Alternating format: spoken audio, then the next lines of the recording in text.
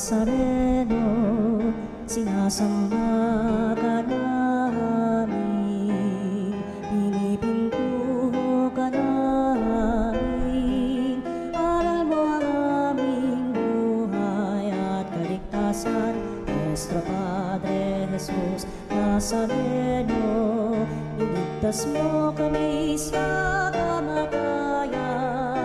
Ang krus mong pinamatayan ay sagisag ng aming kaligtasan. Nuestro Padre Jesus Nazareno, Umawit ng kadalangan,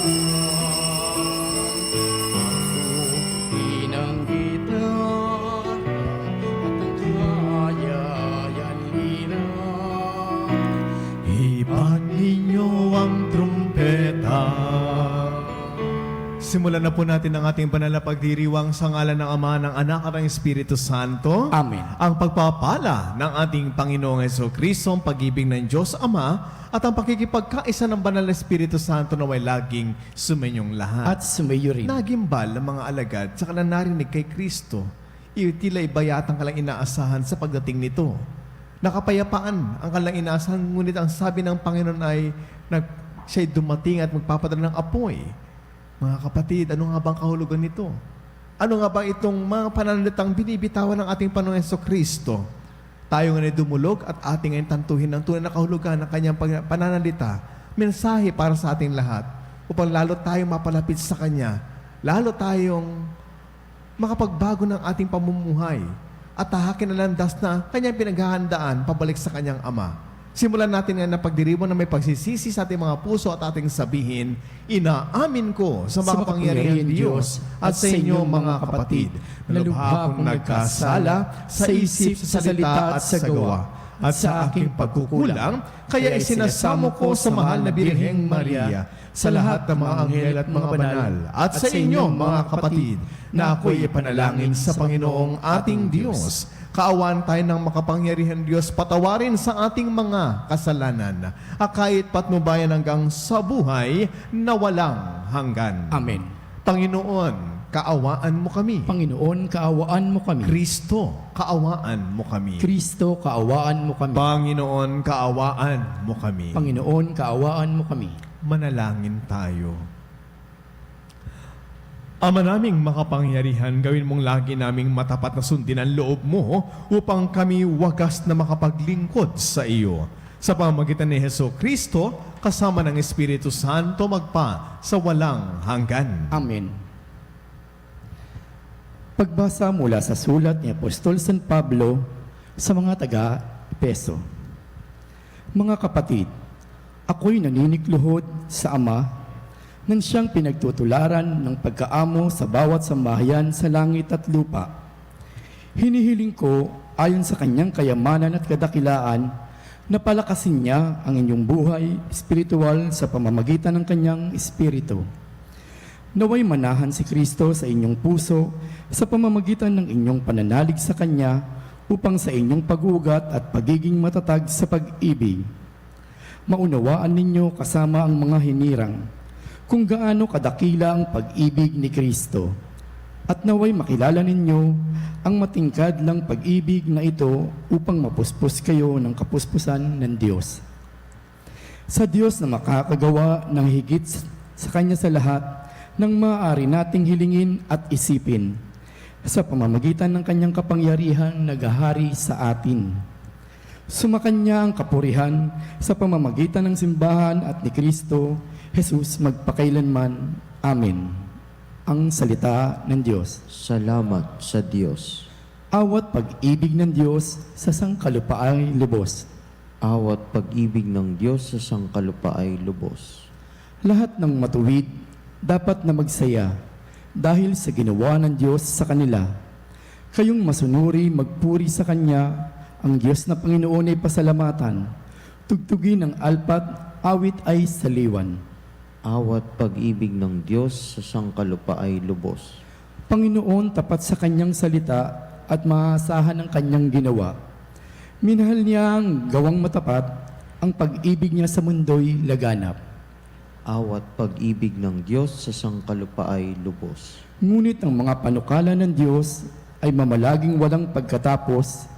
Mapalad ang bansa ng Panginoon ng Diyos, mapalad ang bansang kanyang ibinukod.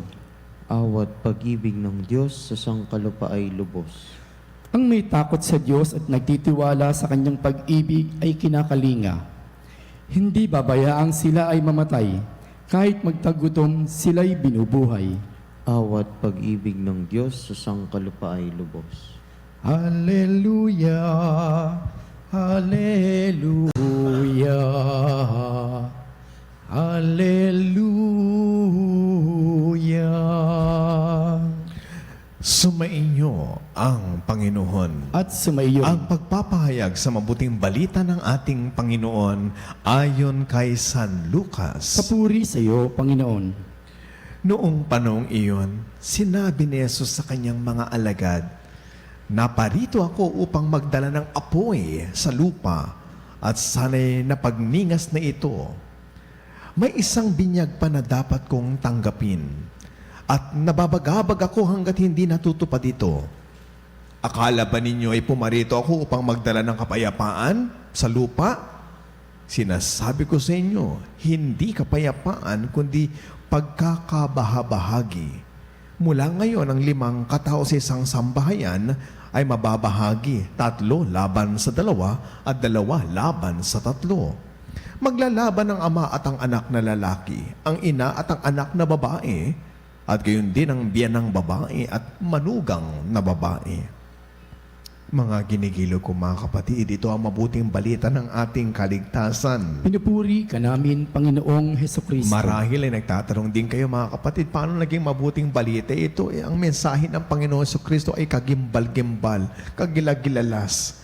Maging ang mga alagad na una nakarinig ng mensaheng ito o paglalahad ng ating mahal na Panginoong Jesucristo ay tila baga nagitla. Iba yata ang kalang inaasahan sa taong ito na kalang tinuturing na guro. Iba yata ang inaasahan nila sa taong ito na pinaniniwala ang darating para magdala ng kapayapaan, ngunit ngayon ay mensahe ng pagkakanya-kanya, pagkakawatak-watak at pagbabahabahagi ng dahil sa apoy na kanyang binitawang salita. Apoy. Narinig na natin mula pa noong mga lumang tipan, mga kapatid, na ang apoy ay simbolo ng ating mahal na Panginoon na si Yahweh. Simbolo ito na kung saan ng pagkakilanlan ng kanyang kapangyarihan. Matatandaan natin na ito ang simbolo ng kanyang pagpapakilala kay Moses. Hindi po ba? Yung burning bush na ito ay halamang hindi man lang natutupok ng apoy, pero ito rin yung apoy na ginamit para puksahin at pugnawin ang mga Egyptians nung hinahabol nila ang mga Israelita o mga Hudyo. Apoy din ang ginagamit, mga kapatid, na simbolo ng banal na Espiritu Santo. Ito ay inilahad sa atin ng mga ebanghelyo nung pagdating ng banal na Espiritu Santo. Ang apoy din ay ginamit na simbolo pa ng pagdadalisay ng puso, pagdadalisay ng ating kaluluwa, pagdadalisay sa ginto. Ano nga ba ang ibig sabihin ni Kristo nang sabihin niyang, hindi kapayapaan ang dadaling ko sa lupain, kundi apoy na tutupok sa lupain. Apoy na pupukaw. Ibig sabihin, apoy na dadalisay sa ating pagsunod sa Kanya. There is this purifying element of fire. The flame of fire. The flame of fire, mga kapatid, yan ang nagdapadalisay ng ating intensyon. Pinupurify niya, pinadadalisay niya, ginagawa niyang puro ang ating pagsunod at pagtupad sa ating pangako kay Kristo. At ang apoy din ang naglilinis sa ating mga kaluluwa, naglilinis sa ating sariling pagkatao. Kaya naman napakahalaga nito na unawain natin ang kanyang pananalita na di tulad ng mga alagad na nagitlat, nagulat. Pero siyempre, tayo man po ay magugulat tayo. Hindi naman may alis sa atin yan. Pero kung tutuusin, mga kapatid, lalo natin palalalimin ating pagkilala kay Kristo, makikita natin may malalim na kahulugan pala at merong magandang epekto at mensahe ng kanyang binitawan sa ating ngayon, sa ating ebanghelyo. Purity of intention. Pagkakaroon ng pagkakanya-kanya sapagkat ilan ay magigising sa katotohanan. Ilan ay magpapatuloy sa kanilang pagsunod kay Kristo pag napagtanto nila ang diwa ng kanyang pagdating. May mga ilan sa mga alagad, matatandaan ninyo, may ilan din sa mga sumusunod kay Kristo.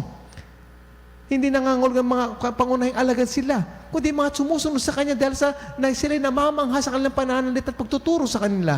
Pero pagdating ng dulo ng Kanyang pagtuturo, sabihin niya sa kanila ang katotohanan, ay tila baga nawala sila ng gana. Kaya yun yung sinatawag natin pagkakanya-kanya. Nagkakaroon ng pamimili o pagsalig. Yan.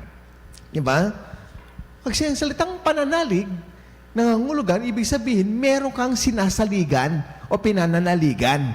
Ngayon, dahil sa pananalitang ito ni Jesus, nagkaroon ng pagbabago ng pinananaligan ng ibang mga taong dati sumusunod sa Kanya. Kaya nagkaroon ng tinatawag na pagkakanya-kanya. Ang tanong, mga kapatid, sa ganitong paninimula ni Yesu Cristo, pagsisimula niya ng pagbibigay ng masakit na katotohanan. Ito na nga ba sinasabi natin, di ba?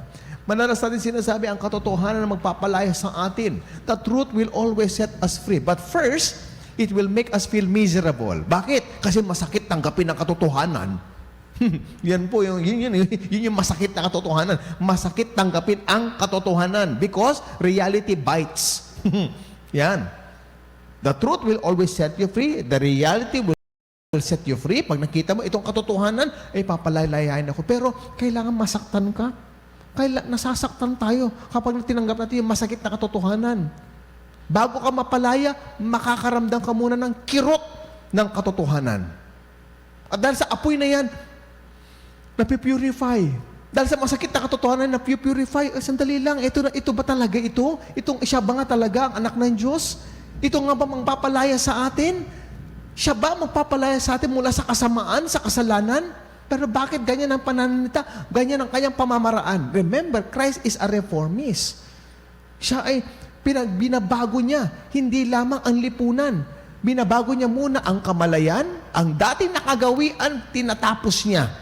Diba nga? Kaya nga, ang dami niya katuruan, mga kapanalig, nung kanyang kapanahunan na binago niya ang buhay ng mga tao. At kung sino yung mga nabago pamumuhay, yan yung mga tumugon.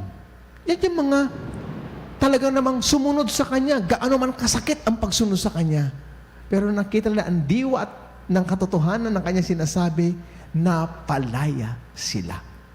Kaya nga magkakaroon ng pagkakanya-kanya, nagkaroon ng pagbabahabahagi. Ang tanong ko sa iyo, kapatid, gusto mo ba mabago ang buhay mo? Then sumunod ka kay Kristo. Gaano man kasakit ito, makikita natin, may paputunguhan din pala ang sakit na ating mararamdaman. May mararating din pala tayo kapag tayo ay tumalima sa hamon ng apoy ng kanyang mensahe. At ang apoy na yan, magpapadalisay ng ating puso, ang ating intensyon. Hindi tayo sumusunod kay Kristo dahil napakagandang kanyang salita. Susunod ka kay Kristo kasi masakit siya magsalita. At ang sakit ng kanyang pananalita, yan ang magpapalaya sa atin. You see, my dear sisters and brothers, ang ganda ng mensahe ng ating Panginoon ngayon sa ating lahat. Gaano man kasakit na siyang hihiwa sa ating puso ang kanyang pananalita, ito rin yung dapat natin pagpasalamat sa Kanya. Bakit ganun ang Panginoon natin? Kailangan kasi natin masaktan para magising tayo sa katotohanan. Kailangan maramdaman natin ang pait at sakit ng Kanyang mensahe at pananalita para tayo ay bumalik sa Kanya. Huwag ang ating nakagawian. Kung minsan, ang nakagawian natin, anong mensahe sa atin yan? Hindi sakit eh. Hindi apoy eh. Complacency. Komportable ka na sa nakagawian. Takot ka na magbago. Takot ka na mag-umpisa ulit. Pero ito ang mensahe ni Kristo. Kaya nga, renewal ang kailangan natin ngayon. And renewal, my dear friends, you want to be renewed as a person, as a follower of God, you must be ready to take the risk. You must be ready to experience pain. You must be ready to be purified by this fire. In the name of the Father, the Son, and the Holy Spirit. Amen.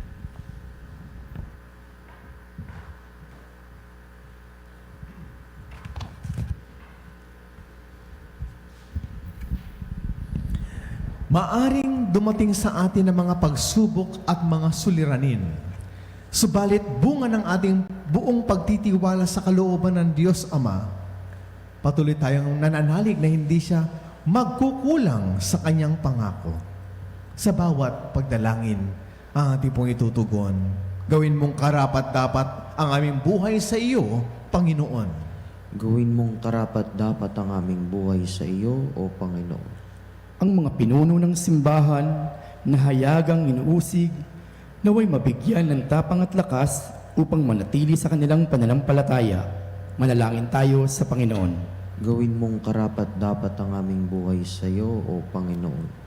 Ang mga magulang naway magkaroon ng lakas at tapang na patnubayan ng kanilang mga anak sa pamamaraan ng pananampalataya at kristyanong pamumuhay.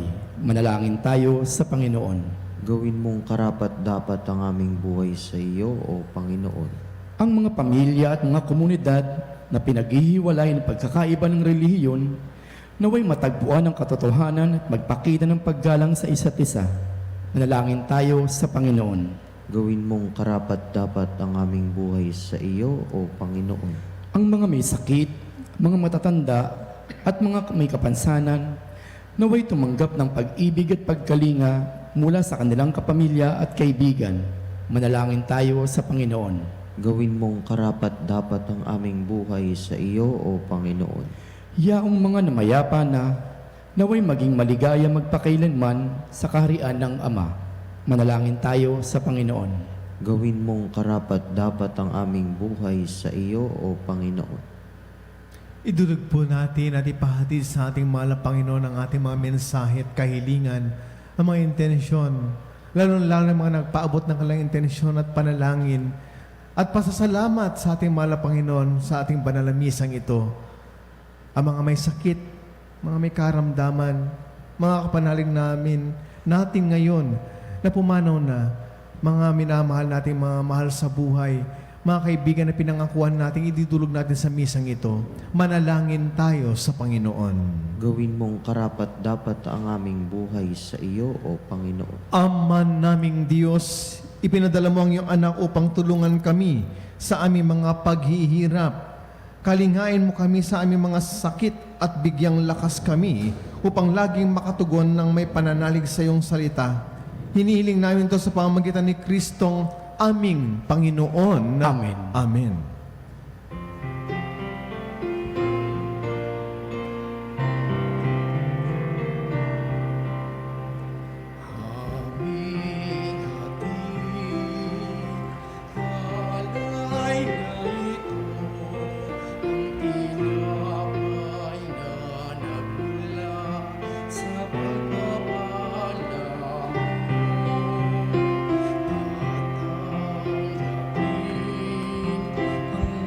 Kapuri-puri ka Diyos ng mga lumikha na sanlibutan. Sa ikagandaang loob na itong aming may aalim mula sa lupa't buwan na aming pagawang tinapay na ito para sa amin nagbibigay ng iyong buhay.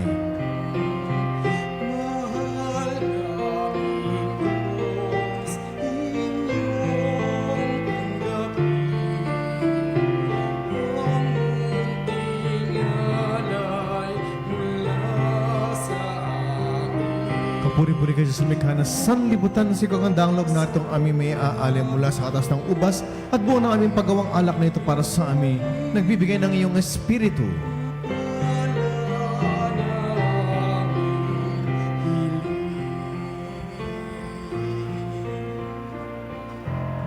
Patuloy kayong manalangin mga kapatid upang ang ating paghahain ay kalugdan ng Diyos Amang makapangyarihan. Tanggapin nawa ng Panginoon itong paghahain sa iyong mga kamay sa kapurihan niya at karangalan sa ating kapakinabangan sa buong sambayanan niyang banal.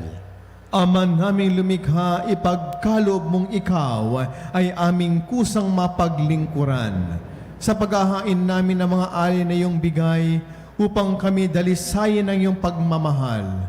Sa paglilingkod namin ngayong ginaganap ang banal na pagdiriwang sa pamamagitan ni Jesu Kristo kasama ng Espiritu Santo magpa sa walang hanggan. Amen. Sumainyo ang Panginoon. At sumayo rin. Itaas sa Diyos ang inyong puso at diwa. Itinaas na namin sa Panginoon. Pasalamatan natin ang Panginoong ating Diyos. Marapat na siya ay pasalamatan. Ama naming makapangyarihan, tunay ngang marapat na ikaw ay aming pasalamatan.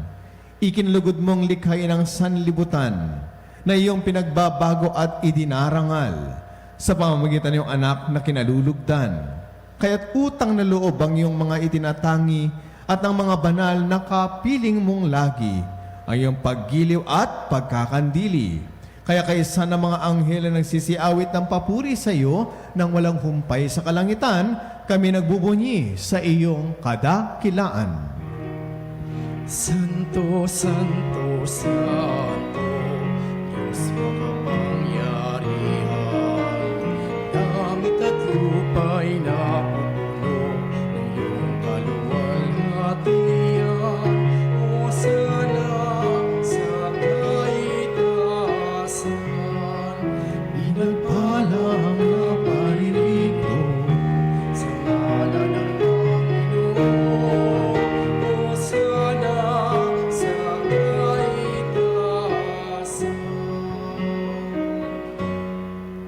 Ama naming banal, ikaw ang bukal ng tanang kabanalan, kaya't sa pamamagitan ng iyong Espiritu, gawin mong banal ang mga kaloob kong ito, upang para sa amin maging katawan at dugo ng aming Panginoong Hesukristo.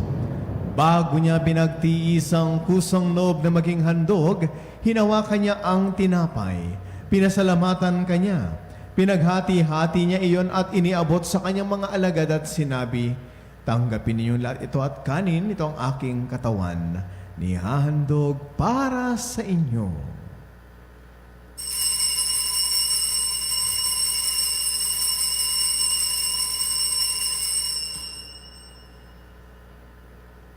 Gayun din naman na matapos ang hapunan, hinawakan niya ang kalis, muli kanyang pinasalamatan, iniabot niya ang kalis sa kanyang mga alagad at sinabi, tanggapin ninyong lahat ito at inumin ito ang kalis ng aking dugo ng bago at walang hanggang tipan.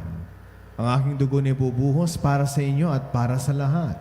Sige pagpapatawad ng mga kasalanan, gawin ninyong lahat ito bilang pag-alaala sa akin.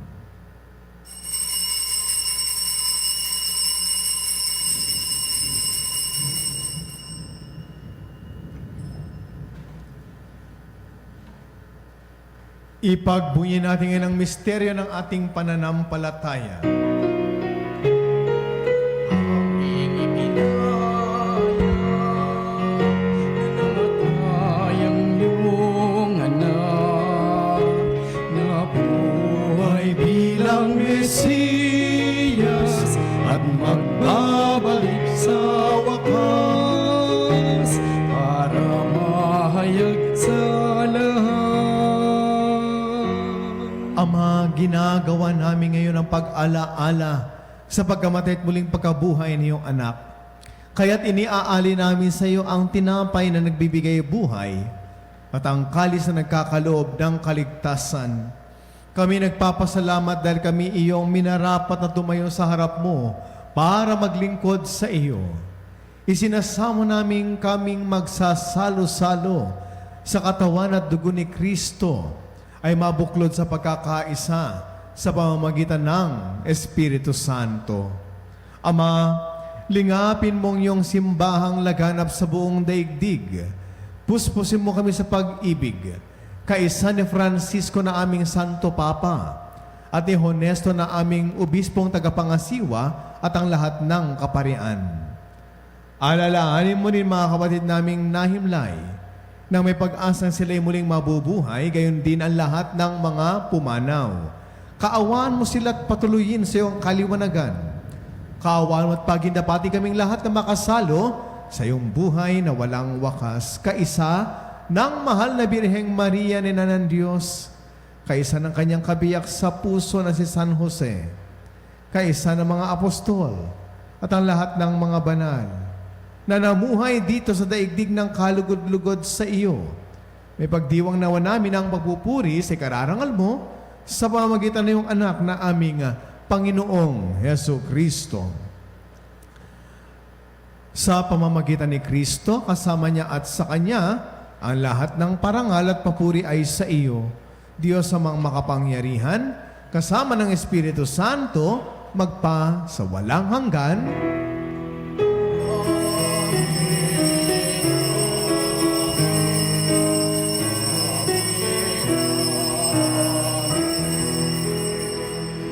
At sa tagubilin na nakagagaling na utos at turo ni Jesus na Panginoon natin at Diyos, ipahayag natin na may lakas ng loob.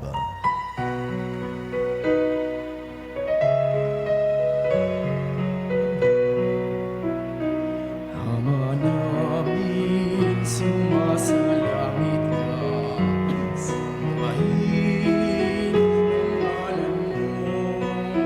Mapasa amin ang kaharian mo, sundin ang loob mo, dito sa lupa para sa langit. Bigyan mo kami ngayon ng kakanin sa araw-araw at patawarin mo kami sa aming mga sala ng pagpapatawad namin sa nagkakasala sa amin at huwag mo kaming ipahintulot sa tukso at iadya mo kami sa lahat ng masama. Hinihiling namin kami adiya sa lahat ng masama, pagkalooban ng kapayapaan araw-araw, iligtas sa kasalanan at ilayo sa lahat ng kapahamakan. Samantalang aming pinananabikan ang dakilang araw ng pagpapahayag ng tagapagligtas naming si Hesu Kristo. Sapagkat iyong kaharian at ang kapangyarihan at ang kapurihan magpakailanman. Amen. Panginoong Hesu Kristo, sinabi mo sa iyong mga apostol, kapayapaan ang iniiwan ko sa inyo, ang aking kapayapaan ang ibinibigay ko sa inyo. Tunghayan mo ang aming pananampalataya. Huwag ang paulit-ulit naming pagkakasala. Pagkalooban mo kami ng kapayapaan at pagkakaisa ayon sa iyong kalooban, kasama ng Espiritu Santo, magpa sa walang hanggan. Amen. Ang kapayapaan at pagmamahal ng Panginoon, lagi nawang sumainyo. At sumayo rin. Mga kapanalig, magbahagi na po tayo ngayon ng pagbati ng kapayapaan sa bawat isa. Kapayapaan po sa inyong lahat, mga kapanalig.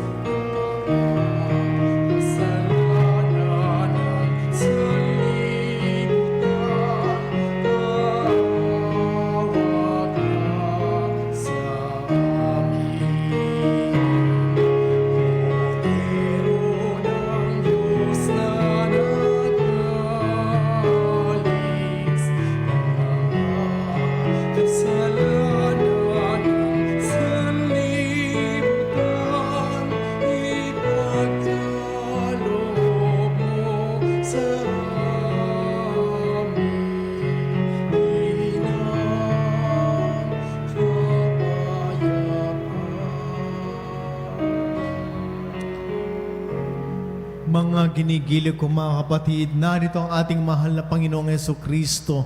Siya ang kordero ng Diyos na nag-aalis ng mga kasalanan ng sanlibutan. Mapapalad po tayong lahat na nakikibahagi at tumatanggap sa kanyang banal na piging. Panginoon, hindi ako karapat-dapat na magpatuloy sa iyo. Ngunit sa isang salita mo lamang ay gagaling na ako.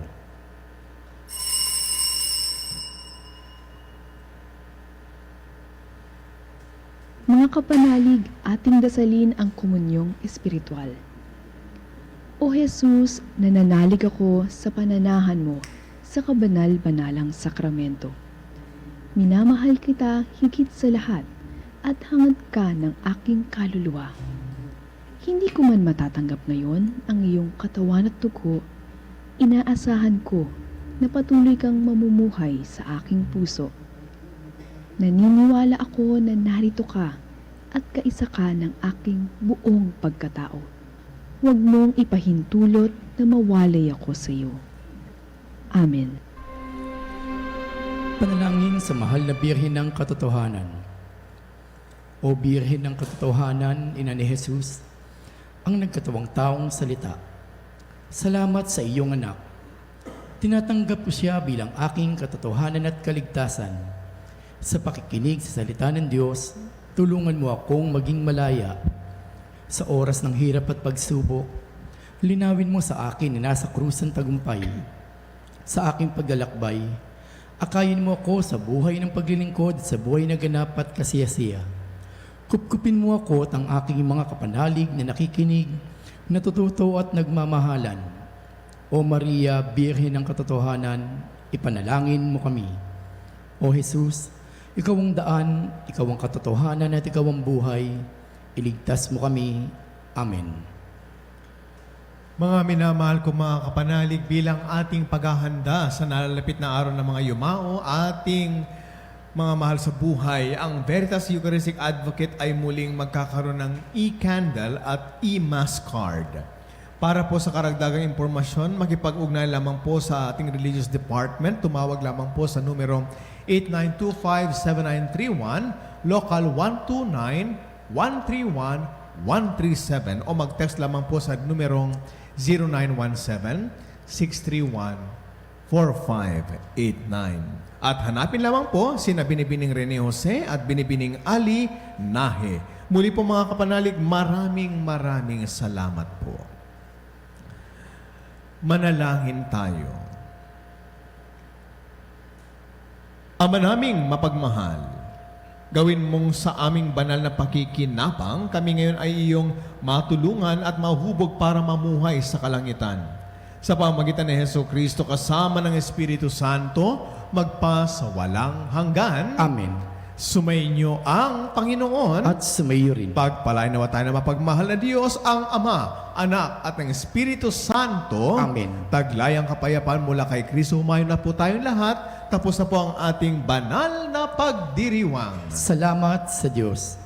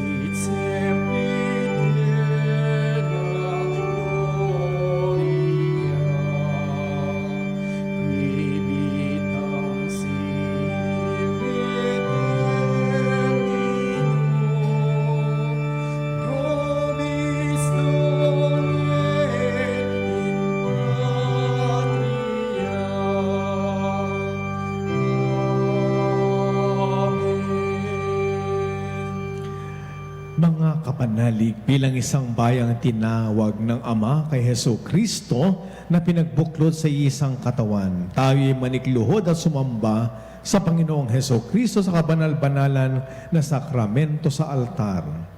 Sa sandaling ito ng pagpupuri at pagsamba sa banal na sakramento, alalahanin natin ang ating mga kapanalig na kasama natin ngayong nakikinig at nakasubaybay sa ating himpilan. Lalong higit ang ating mga may sakit at mga nakaratay sa banig ng karamdaman. Ang mga nasa pagamutan at kanilang tahanan at ang lahat ng tanging sa Diyos lamang umaasa ng kagalingan. Gayon din, ipinapanalangin natin ang mga nanghihina sa kanilang pananampalataya, ang mga nakararanas ng matinding kalungkutan, takot at pangamba, ang mga nawawalan ng pag-asa at lakas ng loob. O Diyos, halina at kami tulungan. O Panginoon, magmadali ka sa iyong pagdamay. Papuri sa Ama at sa Anak at sa Espiritu Santo. Kapara noong una, ngayon at magpasawalang hanggan. Amen. Purihin ang makapangyarihang Ama na nagsugo sa kanyang buktong na anak upang tayo'y maipagkasundo sa Kanya. Pinupuri ka namin ngayon at kailanman. Purihin ang Panginoon Jesucristo, ang Kordero ng Diyos na nag-alay ng kanyang katawan at dugo bilang pagtubos sa sala ng tanan. Pinupuri ka namin ngayon at kailanman. Purihin ang Banal na Espiritu, ang Panginoong nagpapabanal na pumupuspos at nagbibigay kagalingan sa lahat. Pinupuri ka namin ngayon at kailanman.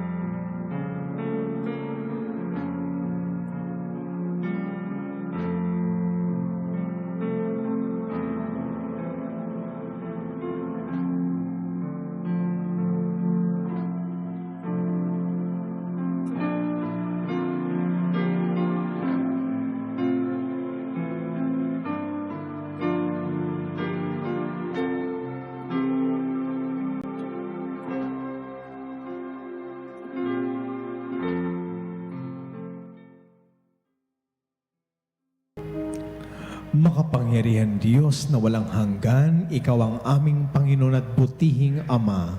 Sa iyong pagpapalay, pinagkaloob mo ang lakas sa aming kahinaan. Tunghayan mo po ng may kagandaang loob ang iyong mga lingkod na may sakit at karamdaman. Ang mga nababalisa at nawawalan ng pag-asa, ang mga natatakot at nalulumbay, mga may mga matinding problema at pinagdaraan ng hirap sa buhay, ang mga nasa bingit ng kamatayan.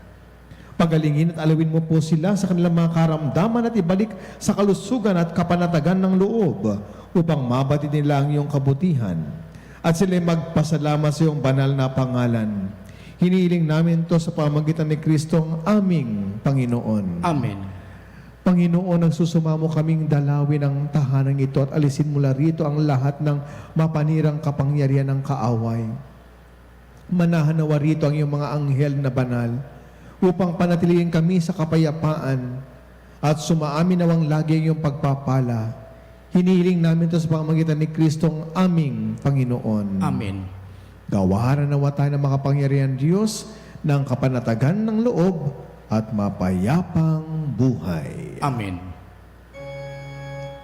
Tantum meo sacramento veneremur cieli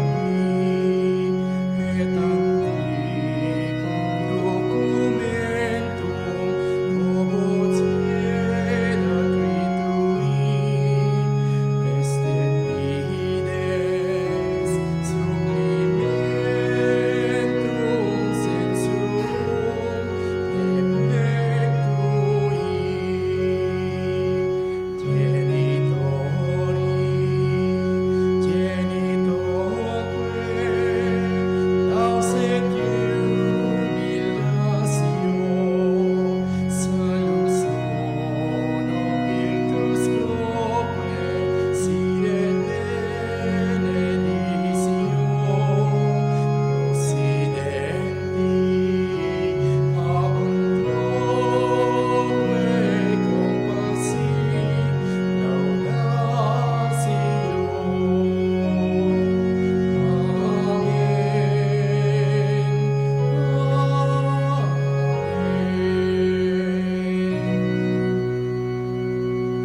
Panem de cielo prestedis eis. omne declamentum menseamente.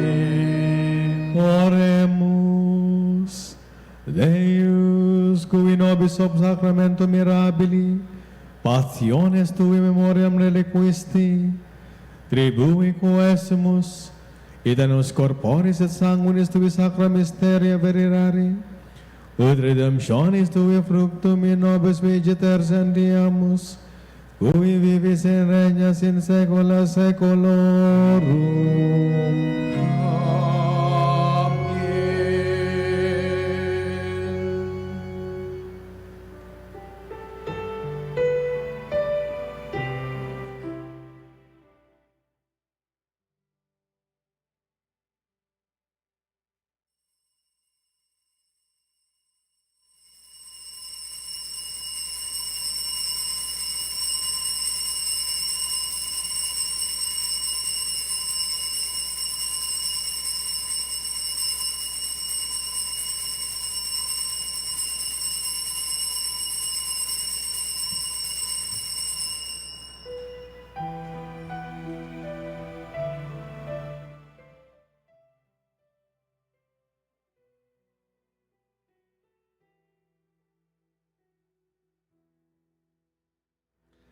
Purihin ang Diyos. Purihin ang Diyos. Purihin ang kanyang banal na pangalan. Purihin ang kanyang banal na pangalan. Purihin si Yeso Kristo, Diyos na totoo at tao namang totoo. Purihin si Yesu Kristo, Diyos na totoo at tao namang totoo. Purihin ang ngalan ni Jesus. Purihin ang ngalan ni Jesus. Purihin ang kanyang kabanal-banalang puso. Purihin ang kanyang kabanal-banalang puso. Purihin ang kanyang kamahal-mahalang dugo. Purihin ang kanyang kamahal-mahalang dugo. Purihin si Yeso Kristo sa banal na sakramento sa altar. Purihin si Yesu Kristo sa banal na sakramento sa altar. Purihin ng Espiritu Santo ang mang-aaliw. Purihin ng Espiritu Santo ang mga aliw. Purihin ang dakilang ina ng Diyos, si Maria Santissima. Purihin ang dakilang ina ng Diyos, si Maria Santissima. Purihin ang kalinis-linisang paglilihis sa Kanya. Purihin ang kalinis-linisang paglilihi sa Kanya. Purihin ang Kanyang maluwalhating pag-akyat sa langit. Purihin ang kanyang maluwalhating pag-akyat sa langit. Purihin ang ngalan ni Maria, Birhen at Ina. Purihin ang ngalan ni Maria, Birhen at Ina. Purihin si San Jose ang kanyang kalinis-linisang esposo. Purihin si San Jose ang kanyang kalinis-linisang esposo. Purihin ang Diyos sa kanyang mga anghel at mga santo. Purihin ang Diyos sa kanyang mga anghel at mga santo.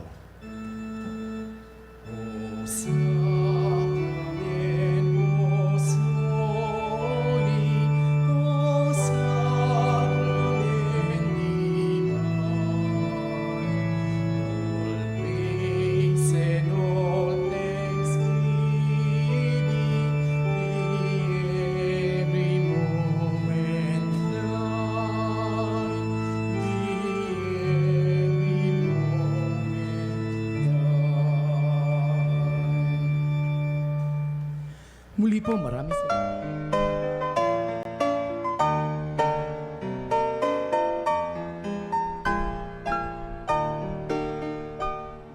Nuestro Padre Jesus Nazareno, sinasamba ka namin, pinipintuho ka namin, aral mo ang aming buhay at kaligtasan.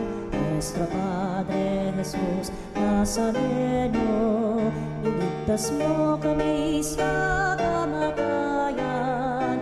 Ang krus mong pinamatayan ay sagisag ng aming kaligtasan. Nuestro Padre Jesus Nazareno, dinarangal ka namin. Nuestro Padre Jesus Nazareno, inulwalhati ka namin. Nuestro Padre Jesus Nazareno, inarangal ka namin.